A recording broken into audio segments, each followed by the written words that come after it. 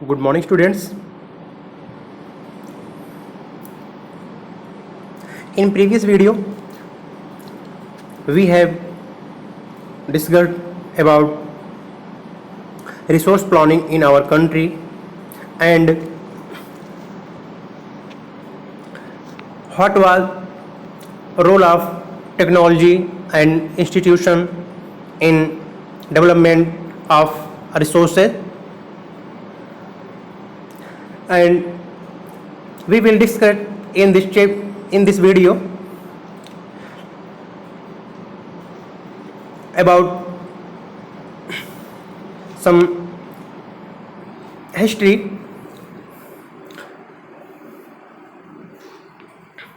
relative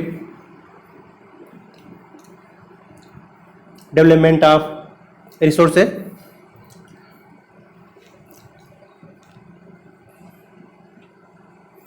First, here is a word colonization, कि हम 8th standard में कॉलोनी वर्ड जो है, सबसे पहले हम इस वर्ड को समझेंगे. What is meaning of this colony? एक ऐसा टर्म है कि जैसे हम प्रीवियस क्लासेस में इसके बारे में लर्न किए हुए कि हमारा कंट्री भी ब्रिटिश का कॉलोनी रहा हुआ है. तो क्या होता है कॉलोनी? जब कोई अदर कंट्री किसी कंट्री के रिसोर्सेज को अपने टेक्नोलॉजी से यूज करके वहाँ के प्रॉफिट्स को अपने कंट्री के डेवलपमेंट में यूज करता है, ये टर्म कहलाता है कॉलोनिज्म. तो हमें बस इतना यहाँ समझना है कि रिसोर्सेज का किस तरीके से फॉरेन के जो लोग आए हमारे यहाँ और किस तरीके से हमारे यहाँ जो डेवलप रिसोर्सेज थे इनका यूज किए अपने टेक्नोलॉजी के थ्रू एंड ये डेवलप किए अपने कंट्री को. तो यहाँ पर हम ये देखेंगे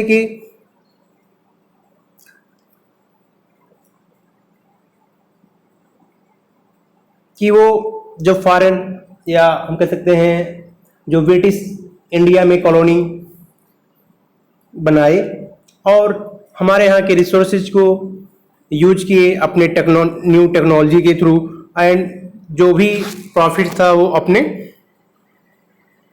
कंट्री में ले गए. और इसके लिए टेक्नोलॉजी एंड इंस्टीट्यूशन की काफ़ी नीड होती है जब किसी रिसोर्स को यूज करने के लिए, इसको डेवलप करने के लिए. एंड फिर हम देखेंगे कि ये जो टेक्नोलॉजी है किसी भी रिसोर्स को उसके डेवलपमेंट में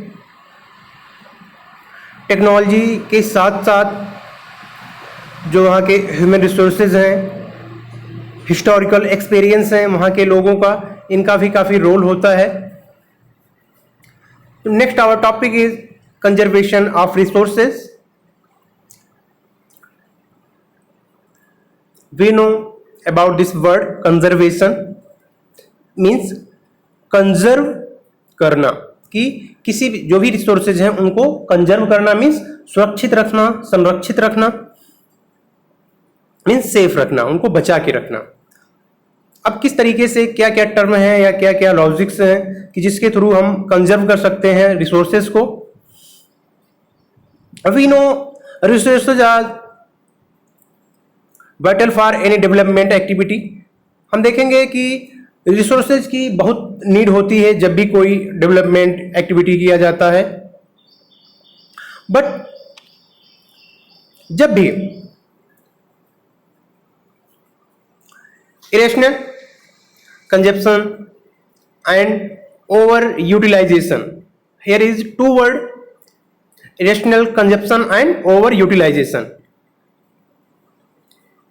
हमें ये वर्ड समझना है कि क्या होता है जब भी किसी रिसोर्स को हम विदाउट प्लानिंग, विदाउट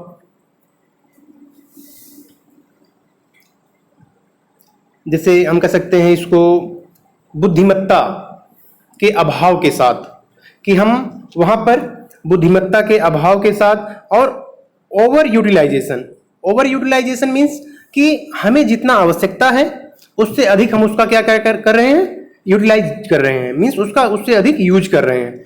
तो ये जो दोनों टर्म्स हैं, अगर इस तरीके से यूज किया जाएगा रिसोर्स को, तो इससे क्या प्रॉब्लम्स क्रिएट हो सकता है, जो socio economic and environmental problem create होगा, कि हमारे इन्वायरमेंट से रिलेटेड प्रॉब्लम एंड हमारी society along with economical problem in future क्या होगा, क्रिएट होगा।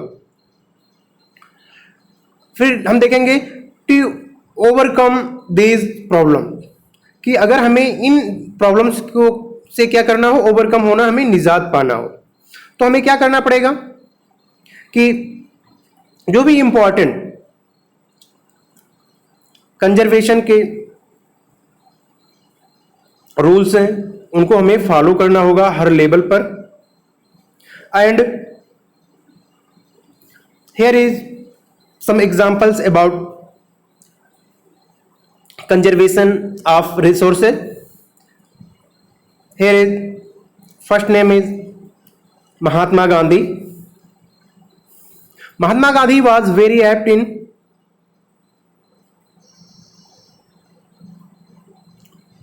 voicing his concern about resources conserving in this world। मतलब यहाँ पर ये बताया गया कि महात्मा गांधी के थ्रू एक वर्ड, जैसे हम कह सकते हैं,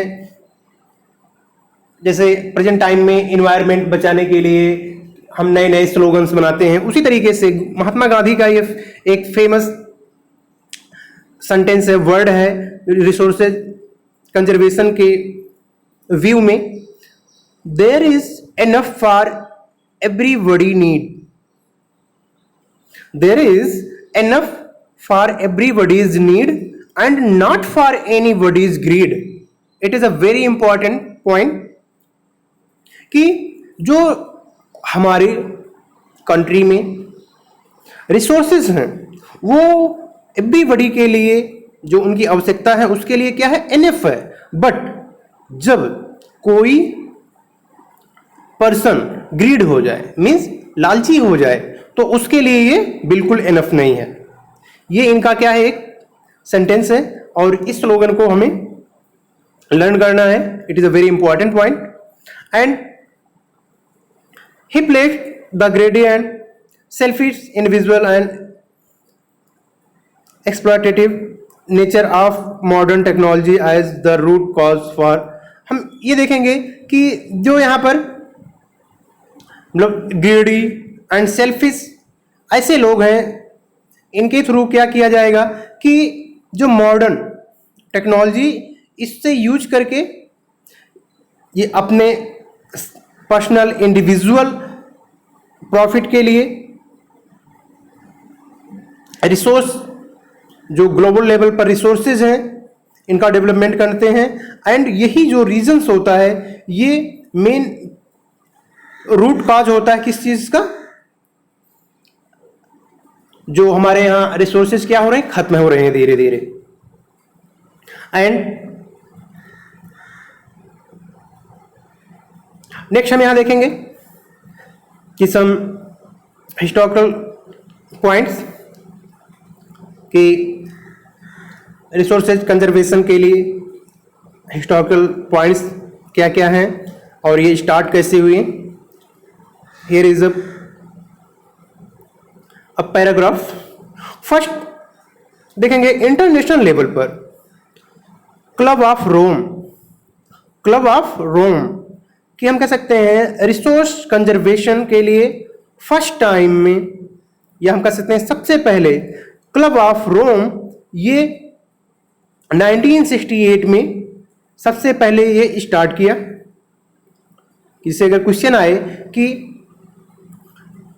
रिसोर्स कंजर्वेशन के लिए फर्स्ट टाइम सिस्टमेटिक वे से किसके थ्रू अडॉप्ट किया गया या स्टार्ट किया गया, तो हम क्या कहेंगे, Club of Rome in 1968। After that उसके बाद हम फिर देखेंगे कि गांधी मतलब गांधीयन फिलॉसफी मीन्स जो गांधी का फिलॉसफी था, उनका दर्शन था, उनका थॉट था, उनका विचार था कि उसको प्रेजेंट किसके थ्रू किया गया। एक book small is beauty, it is very important कि यहां पर एक बुक है स्मॉल इज ब्यूटी, एंड ये किसके थ्रू लिखा गया, सिग्नेचर इनके थ्रू ये लिखा गया, और जो किस पर बेस्ड था, गांधीयन फिलॉसफी पर या गांधी जी के थॉट पर। एंड नेक्स्ट हम फिर देखेंगे कि it is a very important point कि ग्लोबल लेवल पर, हम कह सकते हैं वर्ल्ड लेवल पर, ग्लोबल लेवल पर एक ब्रंटलैंड कमीशन रिपोर्ट 1987 में कि ब्रंटलैंड कमीशन रिपोर्ट 1987 में आया, और जो सस्टेनेबल डेवलपमेंट को इंट्रोड्यूस किया, और ये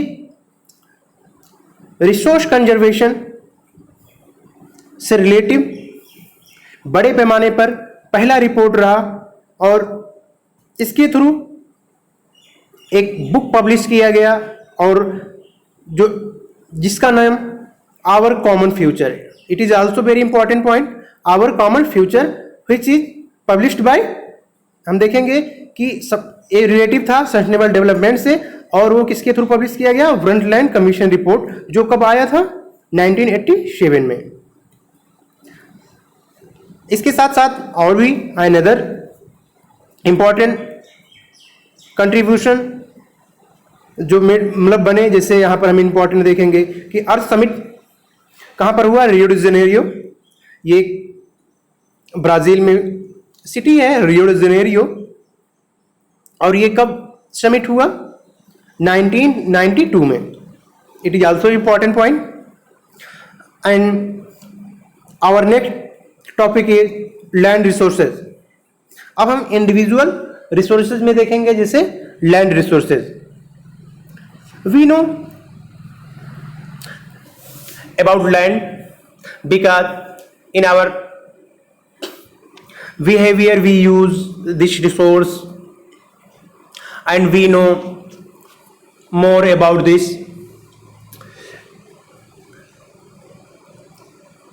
Thus we can say land is platform of our economical activities, and it is useful for housing, buildings, agriculture etcetera.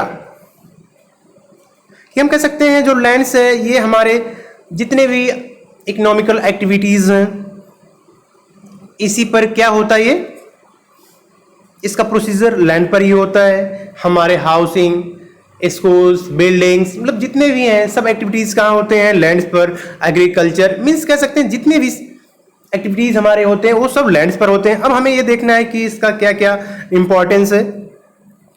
Here is, जैसे लैंड्स पर हम देखेंगे, it is support natural vegetation, wild life, human life, economical activities, transport, communication system. मतलब हम कह सकते हैं ये सब, जैसे सब कहाँ पर ये एक्टिविटीज परफॉर्म हो रहे हैं, लैंड पर ही। तो हम यहां देखेंगे कि जो हमारा लैंड है उस पर 43% क्या है, प्लेन्स हैं, and mountains 30%। After that plateau कितने हैं, 27%। अब हमें ये देखना है कि ये जो प्लेन्स, माउंटेन्स, प्लेट्यूज ये हैं, इनका इंपॉर्टेंस क्या है। अब इसमें इंपॉर्टेंस में हम देखेंगे कि सबसे पहले हम बात करेंगे प्लेन्स की। We know about plain which is made up by river, कि जो रिवर के थ्रू बना होता है वो प्लेन होता है। जैसे हम प्रीवियस क्लास में ज्योग्राफी के शायद फर्स्ट या सेकंड चैप्टर्स में डिस्कस किए हुए हैं कि northern plain of our country. तो यहां पर हम देखेंगे जो प्लेन्स होते हैं, ये प्लेन्स हाउसिंग के लिए, एग्रीकल्चर के लिए एंड इंडस्ट्री के लिए फैसिलिटी प्रोवाइड करते हैं।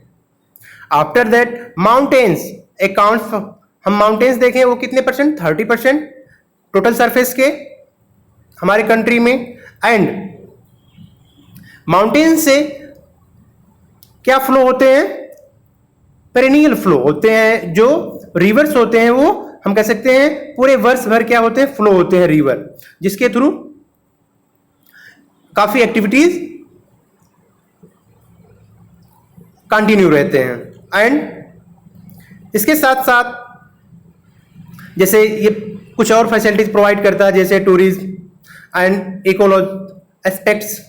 एंड फिर नेक्स्ट हम देखेंगे 27% एरिया किस चीज का हमारे कंट्री में, प्लेट्यू का। And plateau is very important for minerals, कि जो प्लेट्यू होता है यहाँ पर मिनरल्स का काफी अधिक क्या होता है, रिजर्व होता है। एंड यहाँ पर जैसे फॉसिल फ्यूल्स एंड फॉरेस्ट, यहाँ पर ये भी काफी अधिक पाए जाते हैं। And our next topic is land utilization, कि अब लैंड का क्या क्या यूटिलाइज होता है, हम इस टॉपिक में ये देखेंगे कि जैसे फर्स्ट देखेंगे यहां फॉरेस्ट के लिए। Second, land not available for cultivation, मतलब ऐसे लैंड्स जो कल्टीवेशन के लिए अवेलेबल नहीं, जैसे हम कहेंगे barren. And waste land means जिसे हम बंजर कह सकते हैं, जहां पर एग्रीकल्चर नहीं होता है। फिर इससे के 2 के अंडर हम देखेंगे बी पॉइंट, ऐसे लैंड्स जो नॉन एग्रीकल्चर होते हैं बट उनका यूज होता है as buildings, roads, factories etcetera. And our third point is